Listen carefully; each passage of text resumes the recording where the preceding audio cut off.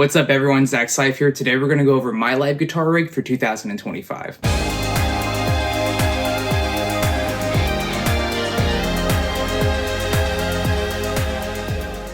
Welcome to my YouTube channel. If you're new here, I post regular content on what it's like being a full-time musician in today's modern music industry. If you enjoy this video, be sure to just like it and share it with a friend. 2025 is very different from what I was doing in 2024. This year is mostly weddings and metal shows. I need an all-in-one solution that allows me to just pack one road case and one guitar case that can effortlessly go between both of those acts so that I don't have to spend too much time reorganizing my gear after every show. Especially on weeks where I have a wedding one night and then a metal show the next night. I don't want to have the added stress of maintaining two different guitar rigs at the same time. Today we're going to mostly be focused on what I'm going to bring out with the Ever After band, which is my wedding band, but we will get to Rumble City Records a little bit towards the end, so make sure you stay tuned for that. Starting with the core of my guitar rig is the Fractal Audio FM3.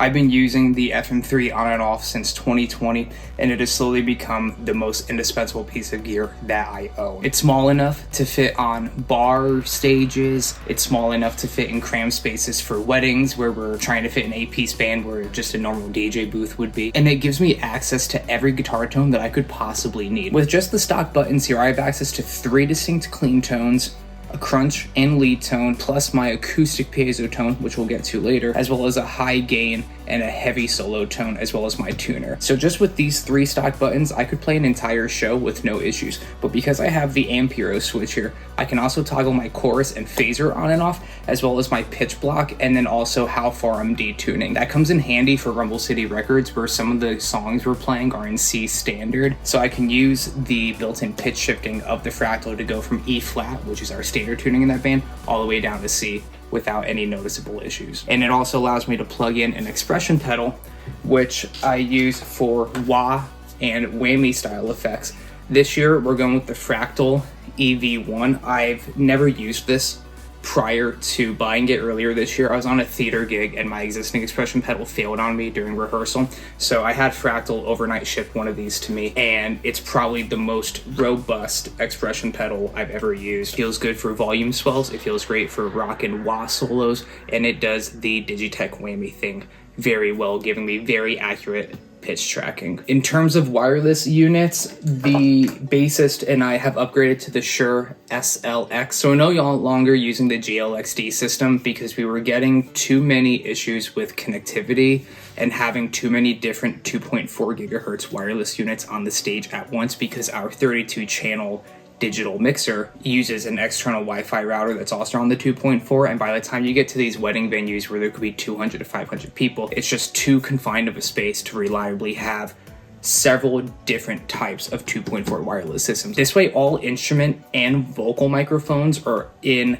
their own bands, and there's no chance of interfering with the digital units that some of the rest of the band are using. Now with that said, should the SLX ever go down, I do still have the CFG Sonic Sphere units, but that's because these are on the 5.8 gigahertz system, which nothing else in either of our bands are using. So should we ever run into a potential issue, I'm keeping these in my rig as a backup. And then specifically for Rumble City, because I'm the only person on wireless, I can get away with using the X5 U4 in-ear system because my Sennheiser unit is in the Ever After band rack system. And again, these are great because this is running on frequency range A, which is in the 500 to 580 millihertz system. So this is great because it keeps all of our in-ears on separate systems from the wireless instruments and vocal microphones. And this is just a very well-built, durable, consistent unit. I've had this exact system since 2020 with Evolution X,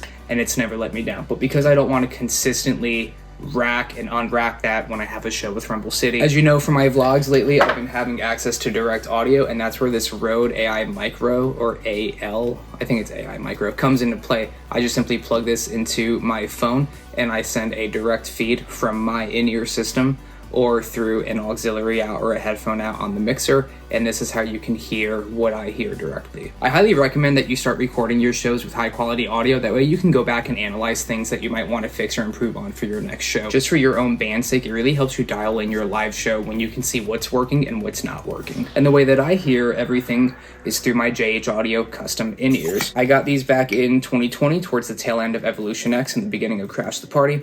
And these are the 16s, which have 10 drivers or 10 speakers per side, which means that I have an insane amount of sonic clarity. I can hear exactly what I want, nothing that I don't want. And because these are a perfect fit, they never fall out of my ears, they're never uncomfortable, and they've been super reliable and super consistent show after show. And you might be thinking to yourself, well, why can't I just get like a generic pair of in-ears here, which I do keep as a backup.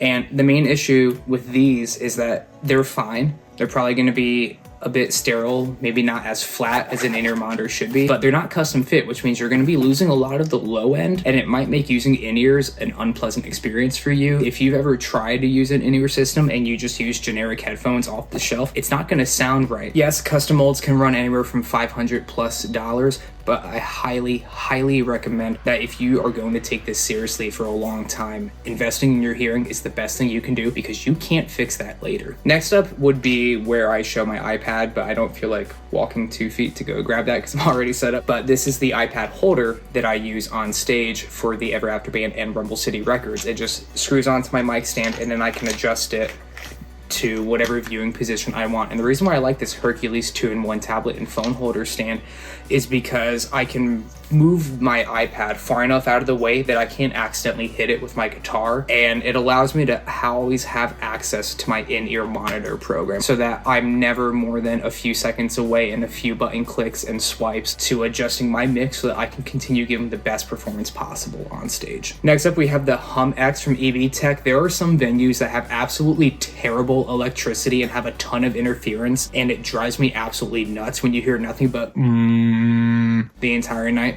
So plugging my FM3 into this can sometimes help to eliminate that. Whenever you're playing venues with really shady power, you should really have a high quality power conditioner and voltage regulator, not just a glorified power strip, but something that's actually filtering the bad power and killing a lot of the interference, and then making sure that everything's receiving a proper 120 volts here in the US. Next up, we have my Dunlop pick holder. Pretty self-explanatory. Goes on my mic stand, fits all of my picks.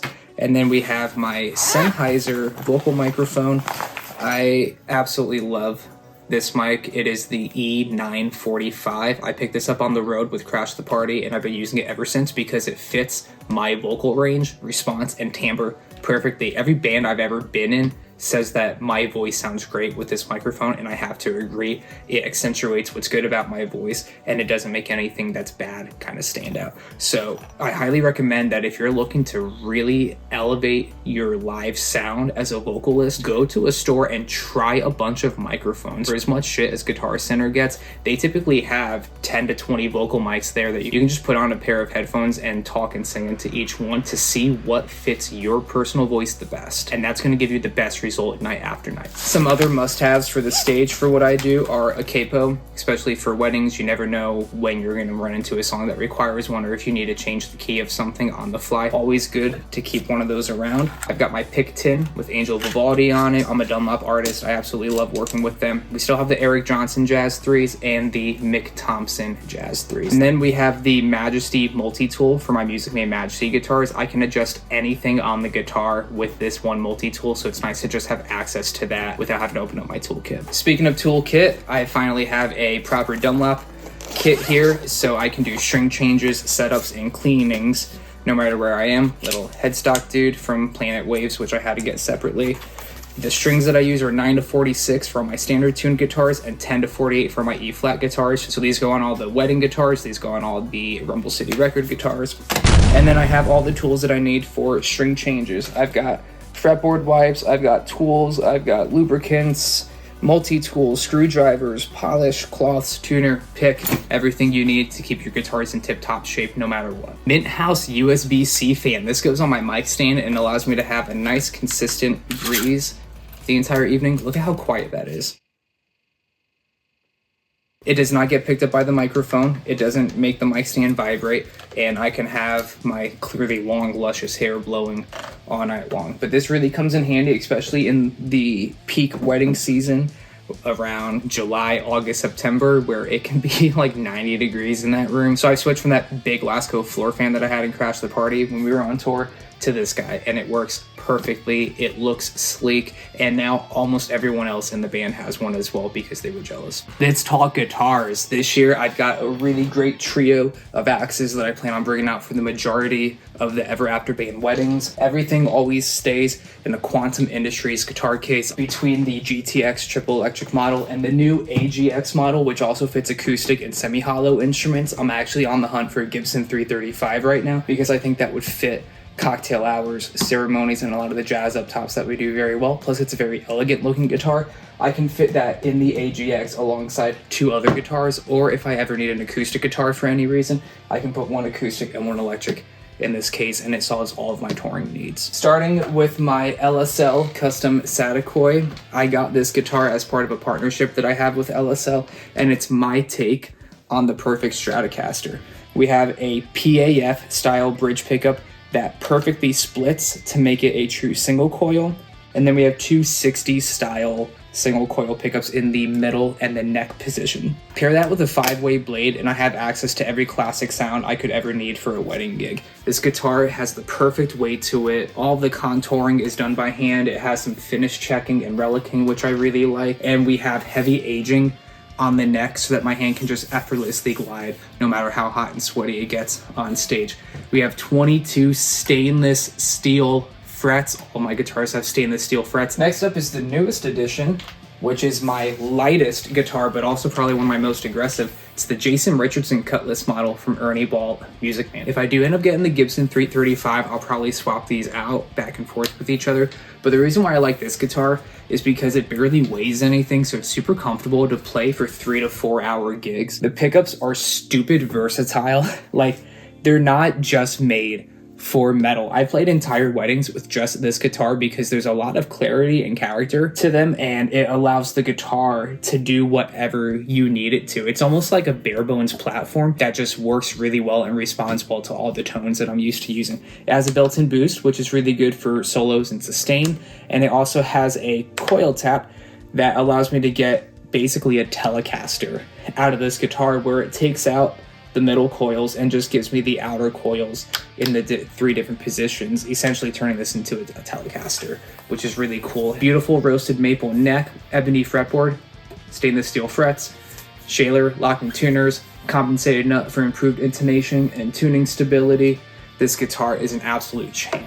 If you've been around the channel long enough, you know that this is my pride and joy. This is my #1 guitar. If I could only live with one guitar, it would probably be this. Every time I pick it up, it just inspires me to become the best possible musician that I can.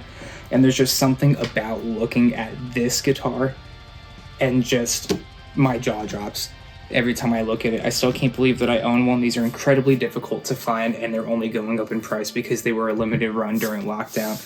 And there's really nothing that I can't achieve with this guitar, especially once you figure out how the electronics layout works. It's really great because as I'm playing, I have instant access to the acoustic piezo switch, which means I really don't have to bring an acoustic guitar anywhere, because this plugged into the Fractal with minimal processing gives you an incredibly realistic acoustic tone live. I have a 3-way switch. I have a built-in boost like the Cutlass. I have a built-in inner coil tap so that the middle position is the 2 inner coils, and then I can adjust how much of the piezo I have in case I want to blend both the acoustic and electric pickups together. Real quick, I just want to go over the guitars that I've been using for Rumble City Records lately. First is the Majesty Artisan, which, like the Nebula, has most of the same features except for different pickups and different body woods and a different aesthetic choice, of course.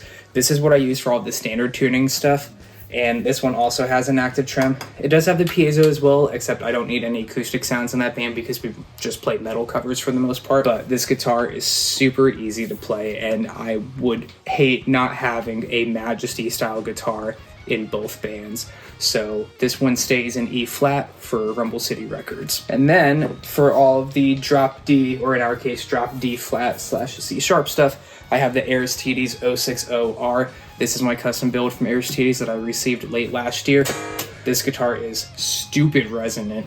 It's one of the most resonant and loud guitars that I have. It's acoustically loud. It sounds fantastic. It's super comfortable. Again, you can get from the 1st fret all the way down to the 24th fret without anything in your way. I have the bare knuckle pickups, Aristides Customs, so they're specifically designed for this guitar to accentuate the best parts of it. It's got lumen leg, glow in the dark side dots for dark stages, stainless steel frets, locking tuners, and this is what I use.